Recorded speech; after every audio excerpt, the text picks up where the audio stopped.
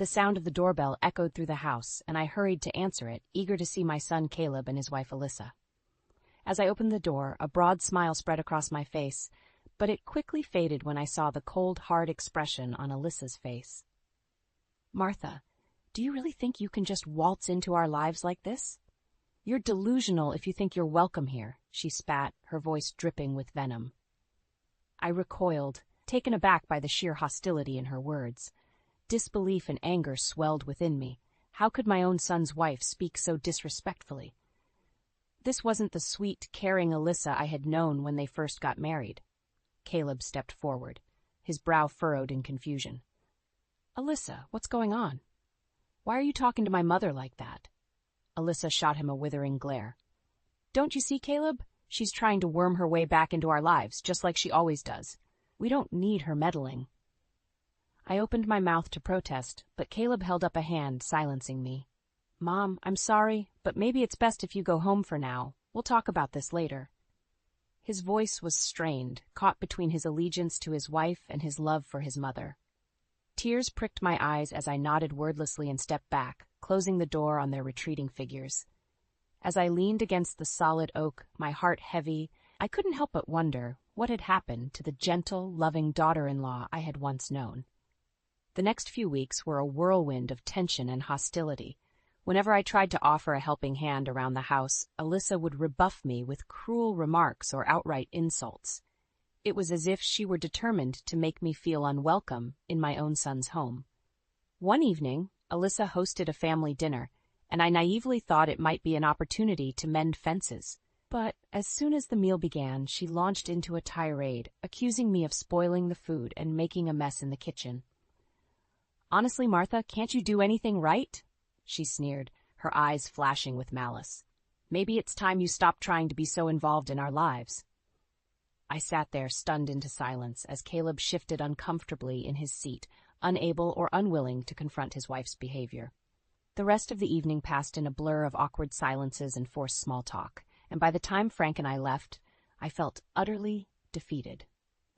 As the weeks turned into months, Alyssa's hostility only grew more pronounced. She would make snide comments about my cooking, criticize my appearance, and even go so far as to insult my intelligence in front of others.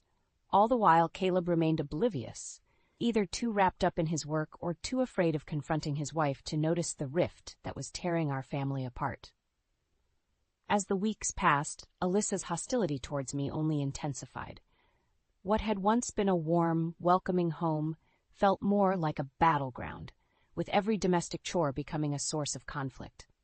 One afternoon, I offered to help Alyssa with the laundry, thinking it might be a small gesture of goodwill. But as soon as I stepped into the laundry room, she rounded on me, her eyes narrowed with contempt. "What do you think you're doing?" she snapped, snatching the basket of clothes from my hands. "I don't need your help. You'll just mess everything up like you always do." I tried to protest, to explain that I was simply trying to lend a hand, but she cut me off with a sharp wave of her hand. "Save it, Martha. I know what you're up to. You're trying to make me look bad in front of Caleb, like I can't handle the simplest of tasks. Well, it's not going to work. Just stay out of my way." With that, she turned on her heel and stormed out of the room, leaving me standing there, stunned and hurt by the venom in her words. It wasn't just the household chores that became a battleground either. Alyssa seemed determined to make every family gathering a living hell for me. At one particularly tense dinner, she went out of her way to criticize every dish I had prepared, even going so far as to accuse me of using expired ingredients. "Honestly, Martha, is it so hard to follow a simple recipe?" she sneered, pushing her plate away with a look of disgust. "No wonder Caleb and I rarely come over for dinner. Who knows what kind of food poisoning we might get?" I felt my face flush with embarrassment as the rest of the family shifted uncomfortably in their seats. Caleb, as usual, said nothing, his gaze fixed resolutely on his plate. After the meal, as I was cleaning up in the kitchen, Alyssa sauntered in, a cruel smirk playing on her lips. "You know, Martha, maybe it's time you accepted that you're just not cut out for this whole mother-in-law thing," she said, her voice dripping with condescension. "You're always getting in the way, trying to insert yourself where you're not wanted. It's pathetic, really." I clenched my fists, struggling to keep my composure in the face of her cruelty. "Alyssa, I don't know what I've done to deserve this kind of treatment from you," I said, my voice trembling with barely contained emotion. "But this has to stop. You're tearing our family apart." She let out a cruel laugh, her eyes glinting with malice. "Oh, please, don't act like you're the victim here, Martha.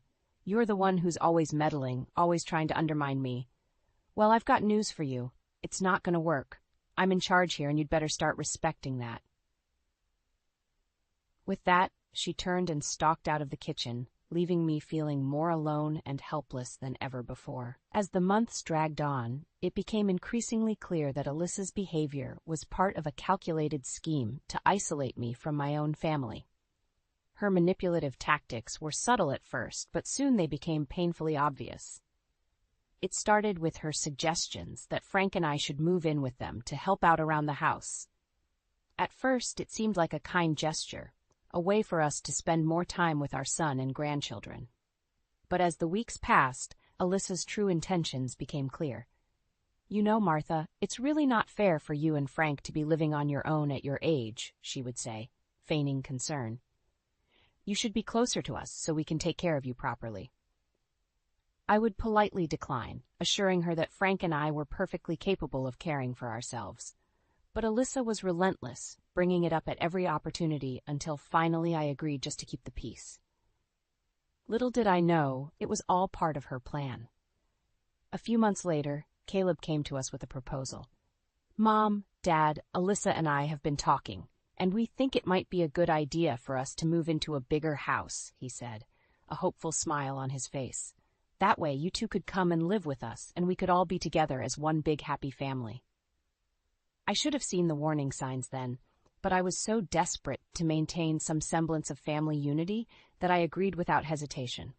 The next few weeks were a whirlwind of activity as we began searching for the perfect house. Alyssa was adamant that we find a place with enough space for all of us, promising that we would finally be able to live in harmony under one roof. But as the moving day drew closer, I couldn't shake the feeling that something wasn't quite right. Alyssa's behavior had taken on a strange, almost manic quality, and there was a glint in her eye that made me uneasy. Still, I pushed those doubts aside, determined to make the best of the situation for the sake of my son and my grandchildren. The day we finally moved into the new house should have been a joyous occasion, but it quickly became clear that Alyssa had other plans. As we unpacked our belongings and tried to settle in, she made it abundantly clear that we were unwelcome guests in our own home. "I hope you don't think you're going to be able to just waltz in here and take over," she sneered, her eyes narrowed in contempt. "This is my house, and you'll follow my rules." I tried to reason with her, to remind her that we were all family and that we should be able to live together in peace and harmony, but Alyssa was having none of it. "Don't give me that family nonsense," she spat. "You're nothing but a burden, and I'm not going to let you ruin my life anymore." As I stood there, stunned and hurt by her cruelty, Caleb simply looked on, his expression blank and impassive. It was as if he had been completely blind to his wife's true nature all along.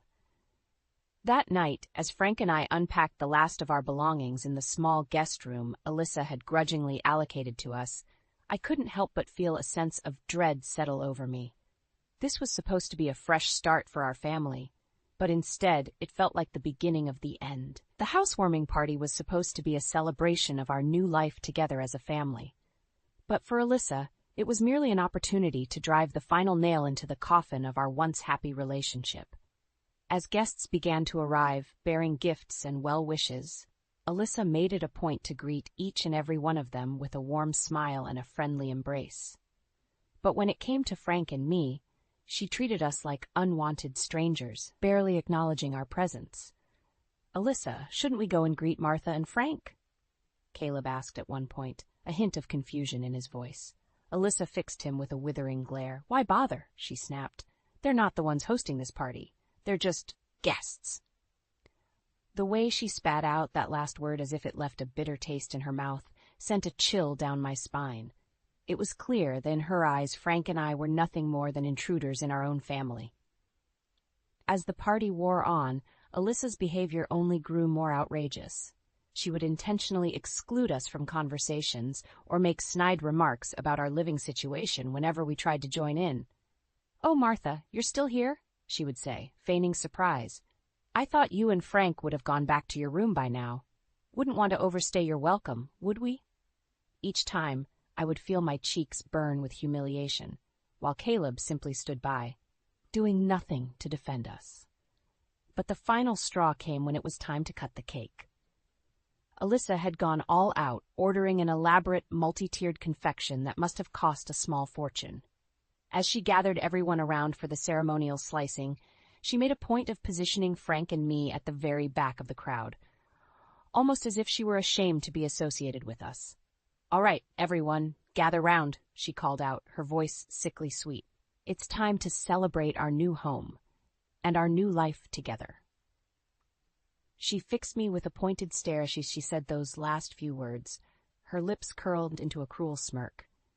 As she began cutting into the cake, distributing slices to everyone except Frank and me, I felt a wave of anger and humiliation wash over me. This was supposed to be a time of joy and togetherness, but Alyssa had turned it into a twisted form of torture, designed to remind us of our place in her world. Finally, when the last slice had been handed out, Alyssa turned to us, feigning surprise. "Oh, Martha, Frank, I'm so sorry. I completely forgot about you two," she said, her tone dripping with false sincerity. "But I suppose it's for the best. You wouldn't want to ruin your figures with all that sugar, would you?" The laughter that rippled through the crowd was like a knife to my heart. In that moment, I realized that Alyssa had won. She had succeeded in turning our family against us, and there was nothing we could do to stop her. Tears stinging my eyes, I turned to Frank and said the words I never thought I'd have to utter. "Let's go, dear. I think it's time we left." As we made our way towards the door, I could hear Alyssa's mocking laughter ringing in my ears. But even as my heart shattered into a million pieces, a small spark of determination began to flicker within me. This wasn't over. Not by a long shot. Alyssa may have won the battle, but the war was just beginning. And I vowed, right then and there, that I would make her pay for every ounce of disrespect and humiliation she'd heaped upon us. In the days following the housewarming party debacle, Frank and I retreated into ourselves, nursing our wounds and trying to make sense of the cruelty we had endured. But as the shock and humiliation began to fade, a new emotion took root within me, a burning desire for revenge. It was then that I remembered a crucial detail that Alyssa had been kept in the dark about all these years, the financial support I had been secretly providing Caleb. You see, my son's job as an engineer didn't pay him nearly enough to support the lavish lifestyle Alyssa had grown accustomed to. So for years I had been funneling a portion of my retirement savings into his bank account each month, ensuring that he could keep up with her extravagant demands. And that's when the plan began to take shape. "Frank," I said one evening as we sat together in the small guest room that had become our sanctuary, "I think it's time we cut Caleb off." My husband looked at me, his brow furrowed in confusion. "Cut him off? But what about his financial situation? You know he can't afford to support Alyssa's spending habits on his own." I nodded, a grim smile spreading across my face. "Exactly. And when the money stops coming in and Alyssa starts to feel the pinch, that's when we'll make our move." Over the next few weeks, I meticulously executed my plan. I stopped the monthly transfers to Caleb's account, careful to cover my tracks and make it appear as though the funds had simply dried up. And sure enough, it didn't take long for the cracks in Alyssa's perfect little world to start showing. At first, it was just little things, complaints about having to cut back on luxury purchases or grumbling about the need to stick to a budget. But soon, those grumbles turned into full-blown tantrums, as Alyssa realized that the lavish lifestyle she had grown accustomed to was slipping through her fingers. "Caleb, what's going on?" I overheard her demand one night, her voice shrill with panic. "Why is there so little money in our accounts? We can barely afford to pay the bills this month." "I don't know, Alyssa," Caleb replied, his tone weary and defeated. "Things have just been tight at work lately. We may have to tighten our belts for a little while." But Alyssa was having none of it. She railed and raged, accusing Caleb of mismanaging their finances and threatening to leave him if he couldn't get things back on track. It was around this time that she started coming to me, her pride and ego battered, seeking handouts to sustain the lifestyle she had grown so accustomed to. "Martha, you have to help me," she pleaded, her eyes wide and desperate. "Caleb's finances are a mess, and we're barely scraping by. Surely you can spare a little money to help your daughter-in-law out?" But I remained resolute, feigning ignorance and refusing to give her a single cent. With each rejection, her desperation grew, until finally she reached her breaking point. "You miserable old hag," she screamed one day, her face twisted into a mask of rage. "I know you're behind this. You've been manipulating Caleb's finances all along, just to punish me." I simply stared back at her, my expression impassive. "I have no idea what you're talking about, Alyssa, but if you're having financial troubles, perhaps it's time you reevaluated your priorities." With that, I turned and walked away, leaving her sputtering and fuming in my wake. And as I retreated to the sanctuary of my room, I couldn't help but feel a sense of satisfaction wash over me. The wheels of my revenge were in motion, and there was no stopping them now. As the financial strain on Caleb and Alyssa's household intensified, the once pristine facade of their perfect life began to crumble. Alyssa, accustomed to a life of luxury, was unraveling at the seams, her desperation growing with each unpaid bill and overdue notice that piled up. Her panic reached a fever pitch one evening when she barged into the guest room where Frank and I were staying, her eyes wild and her hair disheveled.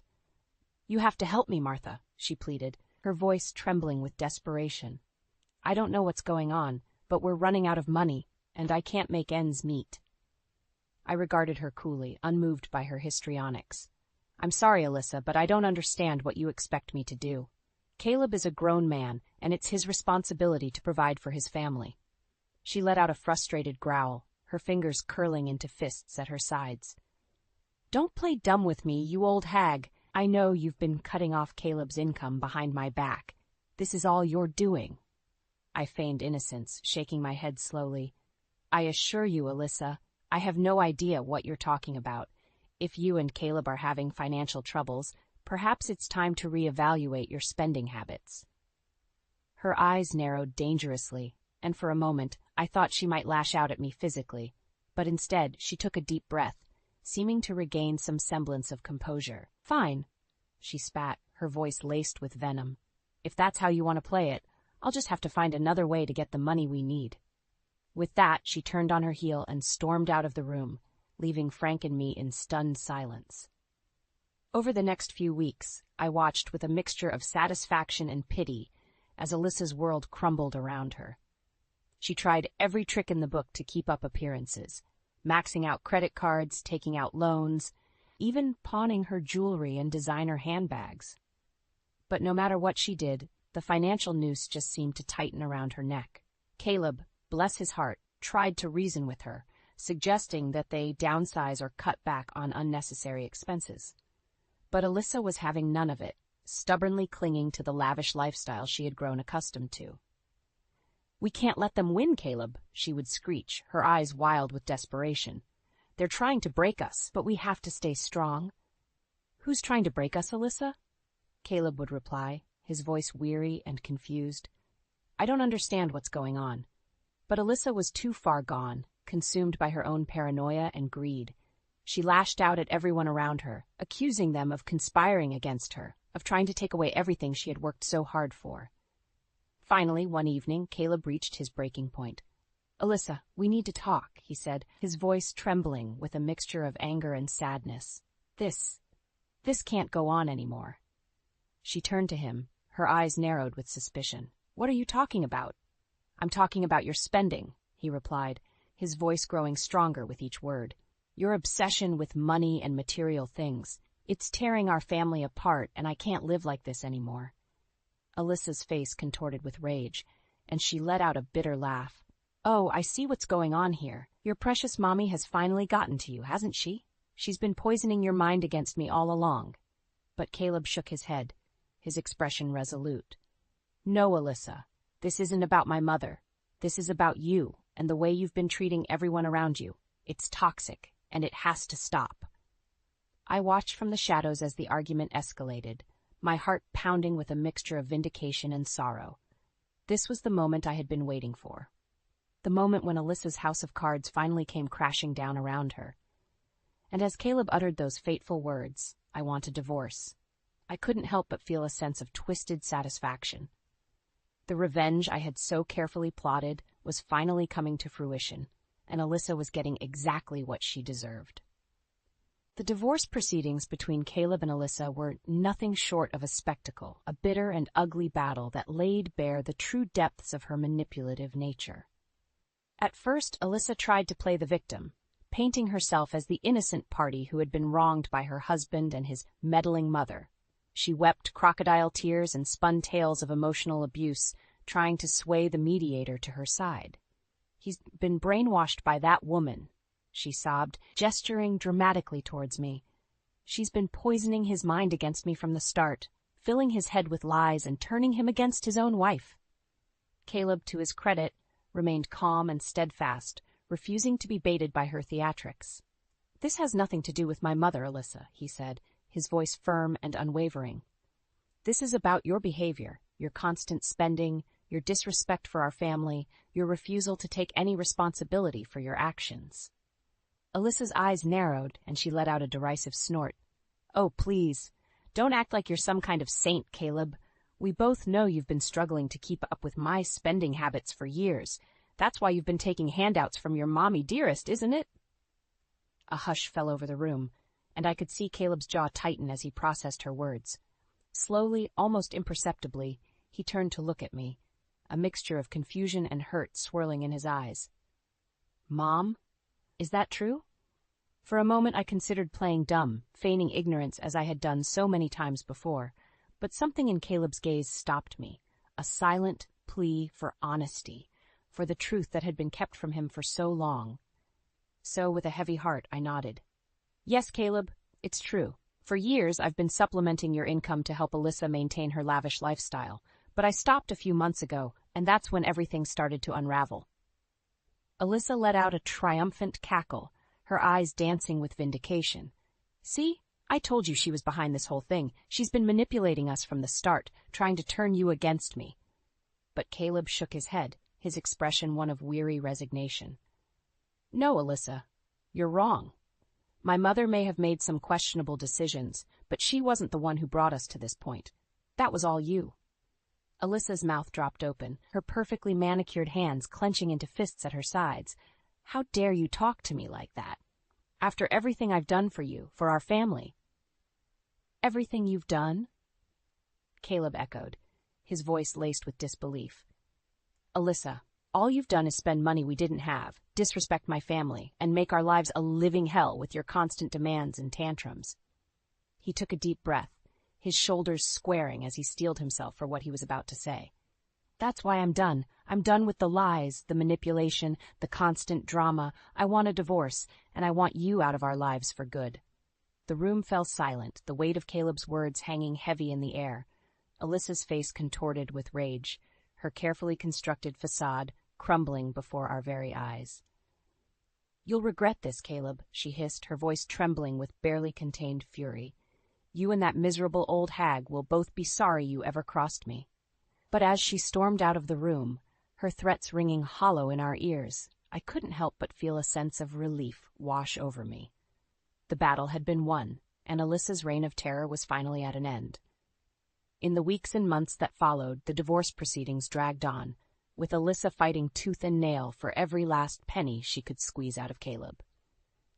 But in the end, her manipulations and lies caught up with her, and she was left with nothing. No money, no possessions, no family to fall back on. As for Caleb and me, our relationship slowly began to mend, the wounds of her betrayal gradually healing with time and open communication. It wasn't always easy, and there were moments when I feared the rift between us might never be bridged. But in the end, the bond between a mother and her son proved stronger than any obstacle Alyssa could throw our way.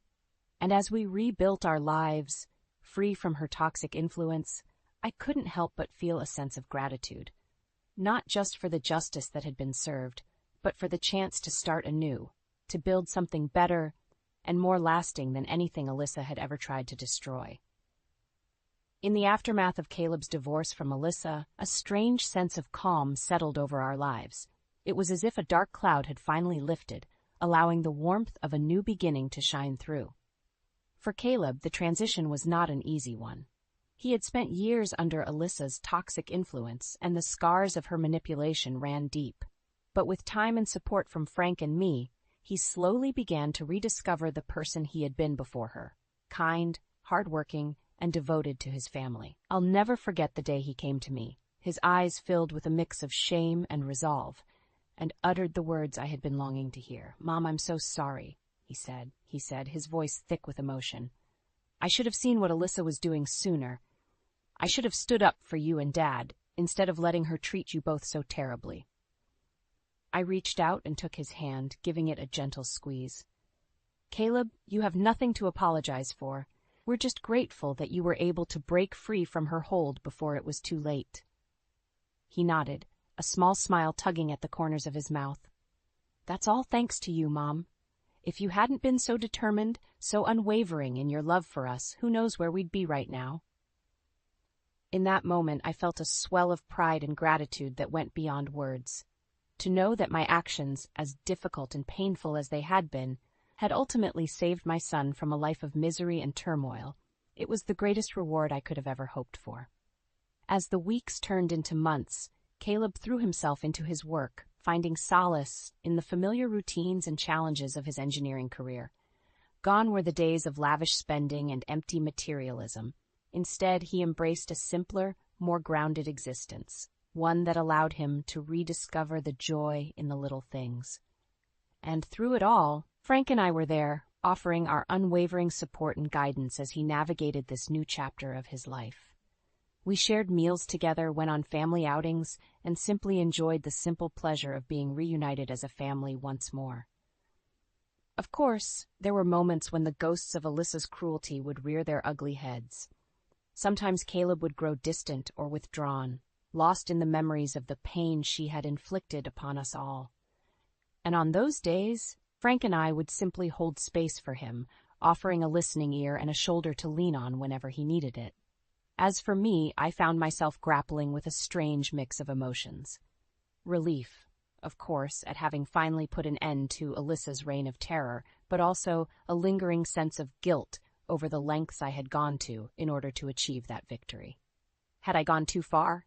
Had I allowed my own thirst for revenge to cloud my judgment, to lead me down a path that, while effective, was perhaps not entirely ethical? These were the questions that kept me up at night, weighing heavily on my conscience even as I tried to move forward and embrace the newfound peace that had been restored to our lives. But in the end, whenever I looked at Caleb, at the joy and contentment that had returned to his eyes, at the way he carried himself with a renewed sense of purpose and self-worth, I knew that I had made the right choice. Alyssa's cruelty had nearly torn our family apart, and I had simply done what was necessary to protect those I loved most. Was it messy? Absolutely. Was it always pretty or morally pristine? Certainly not. But at the end of the day, I had reclaimed my son from the clutches of a toxic, manipulative woman, and that was a victory worth any price. So as Frank and I settled into our new normal, basking in the warmth of our reunited family, I couldn't help but feel a sense of quiet satisfaction. The road had been long and arduous, but we had emerged on the other side, scarred perhaps, but stronger and more resilient than ever before. And that, I realized, was the greatest revenge of all.